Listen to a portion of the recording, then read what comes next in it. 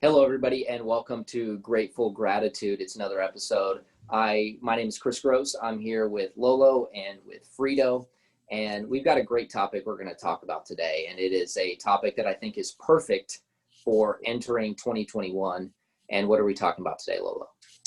I want to talk a little bit about number 13 and 14, and this is some new passages that I've just become aware of, and I definitely think God put it in my life for a huge reason. And if you don't know the story, this is just a very quick overview, but I would definitely recommend you go and read it because it so pertains to today, I feel like. So quickly, the story is about that the Israelites were led to Canaan, and this was going to be the promised land. God was going to gift them with this promised land. And he asked Moses to pick 12 spies, one from each tribe, to go in and search and see what the promised land was about. What kind of soil did they have? What kind of people lived there? How fortified was the city? So Moses picked those 12 spies and sent them off. And their visit was 40 days. And I just love that because, 40 is so pertinent in the Bible. But so the 12 of them went. The first thing they realized was it was the land of milk and honey. It was lush. It was beautiful. They came across huge grapes that two men had to carry a bunch back because they were so large and so fruitful. The pomegranates and the figs were beautiful. There was food. And they did notice that the cities were very fortified, so they were protected well. And then the next thing they noticed was the people seemed to be giant and that they were so much bigger than what the spies were. So after doing that, they came back and reported to Moses that it was beautiful and that 10 of these spies agreed it was beautiful. But then they started into a negative downward spin saying, but they're giants there. We can't defeat them. They're too strong. And, they found excuse after excuse why they should not go conquer that land and live there. Yet Caleb and Joshua, who were the only two positive ones, they said, no, let's go. Let's conquer it and let's take it because it's promised to us from God. And unfortunately, the 10 went back to the other Israelites and said, no, we can't do this. We will not win. So what they were doing was living in fear and not in trust. Quickly moving through the story, what happened was, God saw that they were rebelling and he says he's going to penalize them and they will die in the desert and they will be there 40 years. Well, when Moses told them that, they all kind of backtracked and said, oh no, we'll go now. We'll go fight. We'll conquer the city. But it wasn't with God's will at that time. And so they ended up being punished when Caleb and Joshua were allowed to go to the promised land. And now that's a huge oversimplification. That's why I say go back and read it because it's an amazing story. But I truly look at 2020 and 2021 through these eyes that how many people in 2020, me included, lived in fear and kind of pulled away from God a little bit because of the things that were happening. And everybody waited till the end of the year. And once 2021 came, they knew it would all be better. But I'm praying that we all stand more in faith like Caleb and Joshua did. And we're taking the blessings that God's giving us instead of living in fear. So that was a lot to take in, but tell me, guys, what do you think? LoLo, I think this is a perfect analogy to where we're at, right? So the Israelites, they've been dealing with slavery in Egypt. They've been dealing with the wilderness, and they were coming upon the promised land. And they said, this is where we're supposed to go. When we get there, everything's going to be better. And we did that same thing, right? 2020 was terrible. And we said, when 2021 gets here, everything's going to be better. Well, we got to 2021, and we've still got the virus. We've still got financial hardships, loss of job, anything that you're dealing with. And it was almost like the spies, right? We got to our 2021 and we saw the big giants. We saw the big cities. But if we look at Deuteronomy 1, which is a little bit different telling of the same story, we have God telling Moses, tell the people to go because this is the land I have set aside for them. And you're right. The word you used was perfect. It's trust. It's trust that we can go into this year, and instead of living in fear, we can live in trust that God has a plan for us, and that it's our time to be positive, and we can take this like Joshua and Caleb did. And Mark, you're probably a great example of this, Well, I think we talked about this in February or March when everything was getting started in 2020. I kind of looked at it as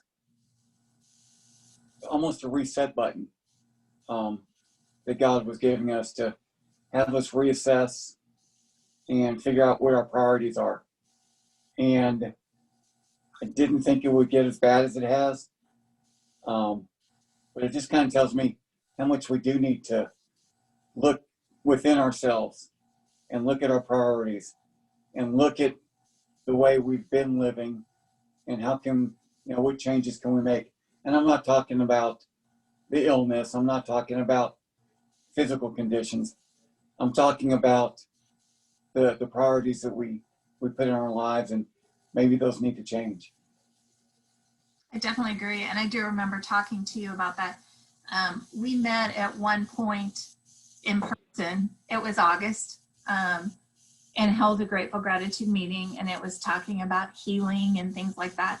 And we did the podcast after that. And you and I said before that podcast, when we kind of go over our notes, was that God's wanting our attention.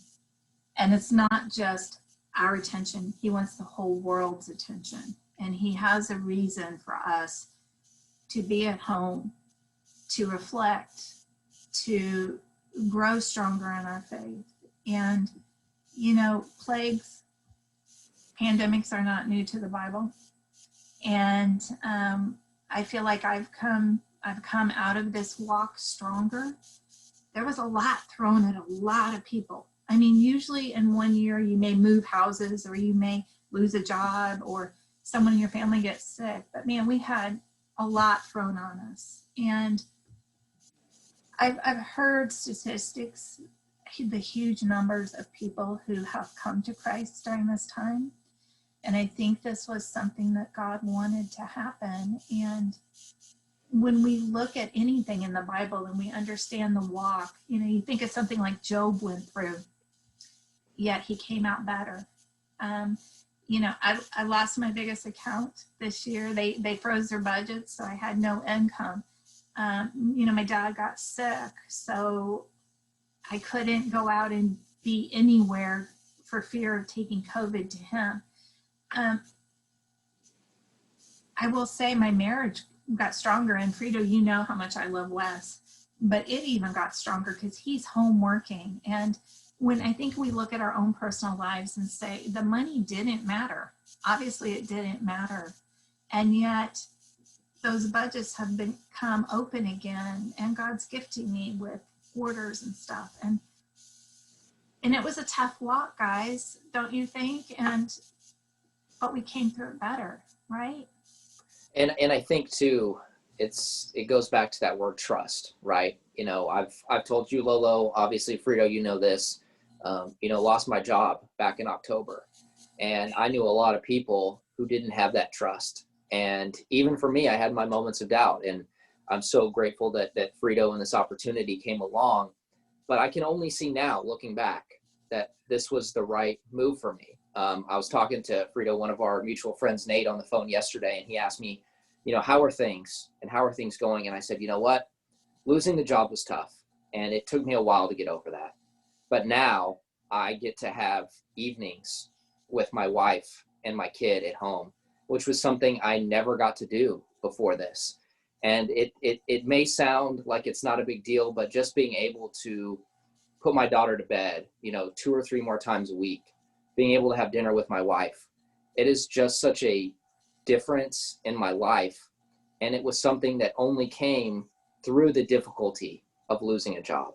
Without losing the job, I wouldn't be here. And so it's only when you're able to look back on it. You may not see it at the time. How is this going to benefit me? But it requires that trust and that courage to know that I'm going to get to the other end. And once I get to the other side, I'm going to be able to look and say, this was the reason it happened to me. And LoLo, this may be a topic for a full podcast, but when answering the question, why do bad things happen to good people? I'm going to tell you this. Now, people would argue, certain people would argue, I think I'm a pretty humble person, but I'm not shy about bragging about being a good person. I am a very good person, and I'm not ashamed of that. And there were times, briefly, where I'm thinking, why is this happening to me? Well, you know, what is going on right now? I'm a good person. I don't deserve this. I don't deserve to be in the ICU. I could be out there helping people.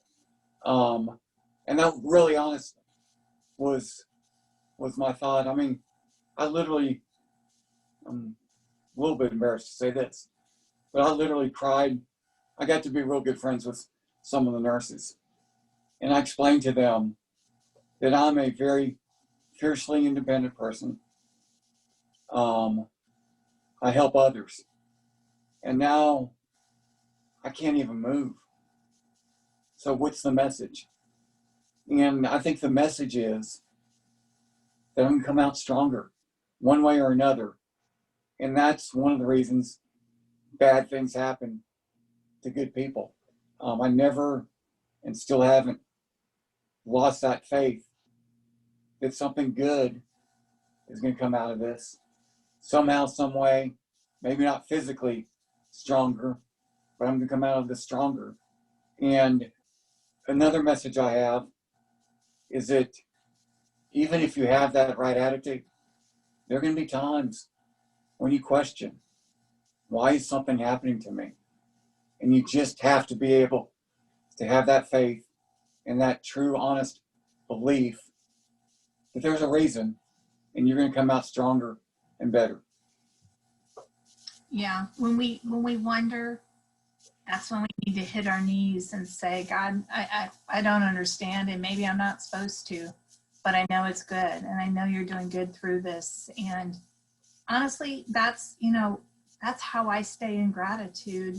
And Kris, you and I have talked about this on podcasts that, yeah, something's thrown at me.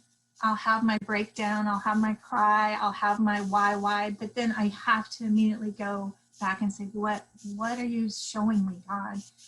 And jump into that. And Mark, when you and I talk on another podcast, we're gonna talk about some of these things. And I just beg people, if you're not in faith, learn more about Jesus, learn about the Bible, take small bites every day, and just know there is a good life. There is a good life no matter what we go through. So. And I'll just say this real quickly. My biggest thing, and Frito, I know you've had these same thoughts, is I've thought during difficult times is I don't know how I could do this without Jesus. And I've thought that over and over. And I look at some of my friends, some of my family members who deal with difficult things. And I just say, I wish I could just make them understand, because it is such a difference. And so I just echo what you said, LoLo, is that just having that personal relationship with Jesus, it's not going to make the difficult times any less difficult, but it's going to make them much easier to deal with. Let me give you something real quick. And I know we've talked about this, LoLo. One of my best friends is Pastor Jack Graham at Prestonwood Baptist. And Pastor Graham is big time. He was the president of the Southern Baptist Convention for a term. He's on Donald Trump's spiritual advisory committee. Now, I don't know if this is his original, like he came up with this, but in one of the sermons, his message was about the faith and trusting in the Lord, obviously. And he gave an example. Pastor Graham's a huge sports fan. Jack loves the Cowboys, loves the Rangers. And in his message, he talked about how when he was the president of the Southern Baptist, he was traveling a lot on Sundays, preaching at different churches. And he missed the Cowboy game, but he recorded, okay?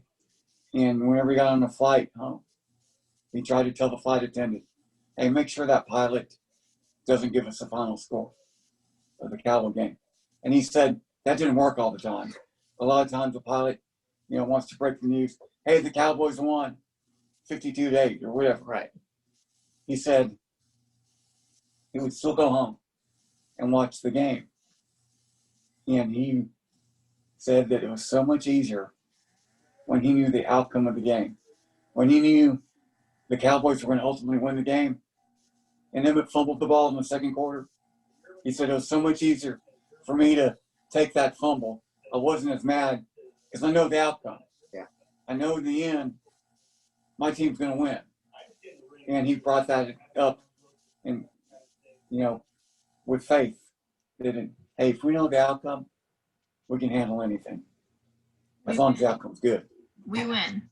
So that's awesome. And thank you guys so much for being here again. I don't know how I could do this without both of you guys, and thank you. And we'll see you guys again soon.